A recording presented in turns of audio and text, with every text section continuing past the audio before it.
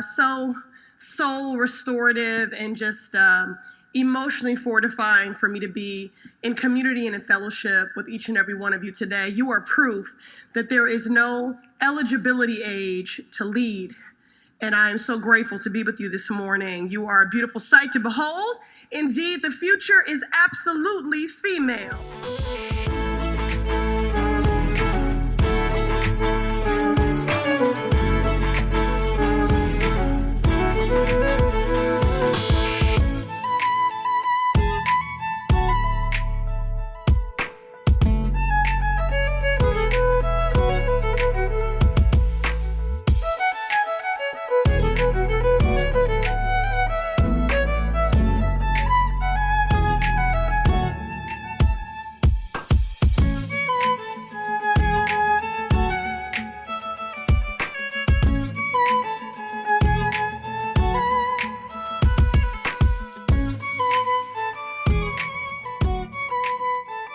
Please welcome Georgetown University's Institute for Women, Peace and Security Executive Director, Ambassador Milan Verveer, and Girl Up Coalition leaders Miriam and Naval Raymond.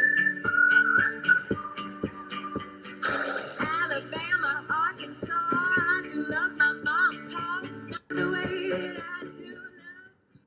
So hello everyone, my name is Miriam. And my name is Naval. We're twin activists, journalists, and Girl Up Canada Coalition leaders, and today we have the honor of interviewing Ambassador Milan Verveer. We cannot begin to describe how excited we are to be with you. Thank you for all of your incredible contributions and your work for women's issues and their rights around the world. Please give her a huge round of applause. She's incredible. You truly are an inspiration for us all. Well, I'm very excited to be here too. And if you can tell the two of them apart, help me out. I've been backstage with them for the last 15, 20 minutes. We were having a scintillating conversation, and I can't still not tell them apart. We'll get it eventually. Yeah. So that brings us to our first question. How did you become the U.S. Ambassador for Global Women's Issues, and what was your personal journey toward that role? Well, like all of you, I think I was interested in our world. It was a very different time. Very interested in politics and not really focused so much on gender equality and women's issues. But I was elected to work with Hillary Clinton when she was First Lady in the Clinton White House and spent 8 years there. And one of the seminal moments of my life and hers in many ways was the UN Fourth World Conference on Beijing. Now, I know most of you, if not all of you, weren't born when that conference took place. We are marking the 25th anniversary next year. And that conference had such an impact on so many because there were all of the officials who gathered from all over the world. And then there were tens of thousands of NGO activists, many young women. In fact, one of the young women that I knew there, I didn't know her at the time, she was listening to Mrs. Clinton's speech when she went to this section of the conference where the NGOs were gathered, and she couldn't get in. It was so jammed. So she was in an adjoining room. She said she held her ear against the wall, and she decided then and there her life would be working on gender equality issues. Today, she's the president of the Vital Voices Global Partnership, which I and Hillary Clinton and others started several years ago. I'm really excited to be here. I traveled quite far to come see you guys, so I'm happy to see such an amazing turnout. My name is Ibtihaj Muhammad. I won't run down much about myself other than that I'm one of the proudest moments of my life was representing the United States at the Olympic Games. I was the first Muslim woman to do so while wearing,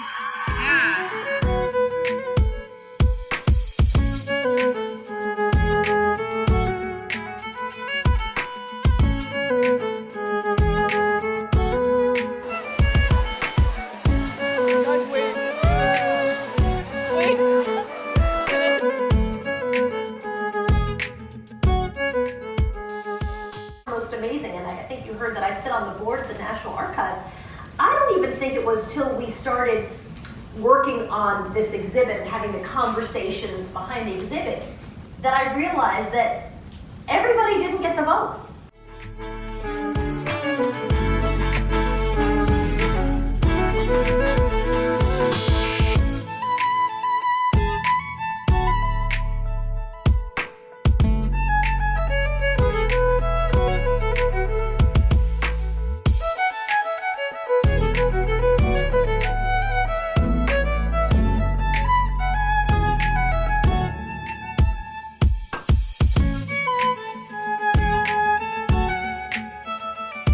That's what brought me up there, but Manitoba. Manitoba's a Saskatchewan. I can't even say it anymore, but yeah, that's cool. And where are you guys from? We're from England. Oh, okay. Awesome. Wow, you guys all came from all over the place. That's really cool. I mean, this is a global issue, and certainly hear what you guys are saying. And again, I think if you hit up a lot of offices today and you do exactly the same presentation, you'll probably get a lot of people on board. So, yeah. And I have a little packet for you with some more information in it. Okay. Perfect.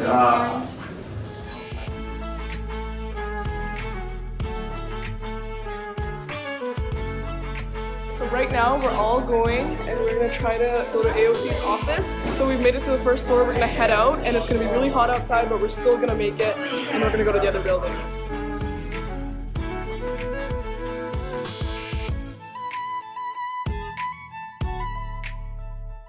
So we've made it to Cannon and are about to go inside and go to the office.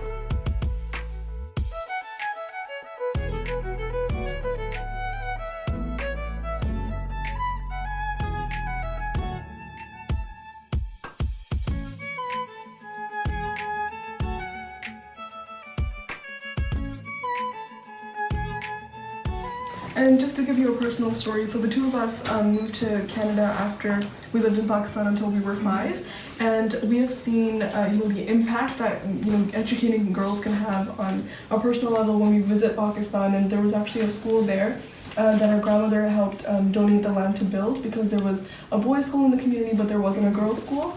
And so we visited that school for the first time when we were 8, and so we met the girls, and we were the same age as a lot of them, and they told us that they were going to quit school when they reached grade 5 because they would have to work to support their families, because poverty in the village and whatever.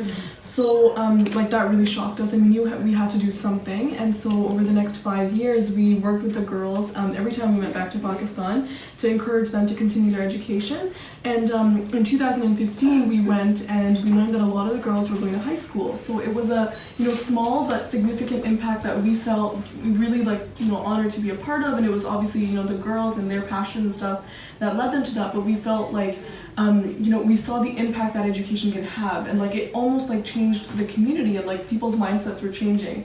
And so what we learned from that small community change was that if countries invest in this on a global level, we're going to see those types of impact all over the world, and that's going to impact the lives of girls everywhere. And so that's why this act is so important. Absolutely agree. And actually, so we've had a lot of groups that are interested in this piece of legislation. I think it was introduced last Congress, and I want to say we were co-sponsors. I'll have to check on it though. So from our perspective, yeah, right. We just haven't had time to follow the paperwork yet. So my boss is super supportive.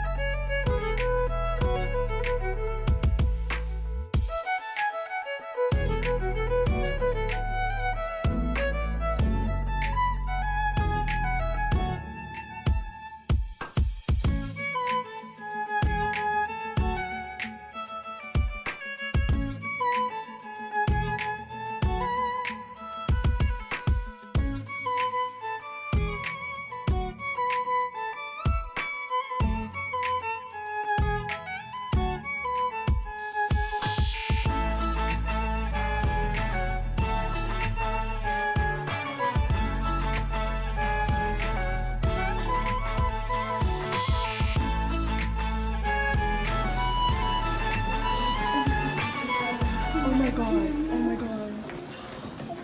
Bernard, what's Bernard? Oh, because it's...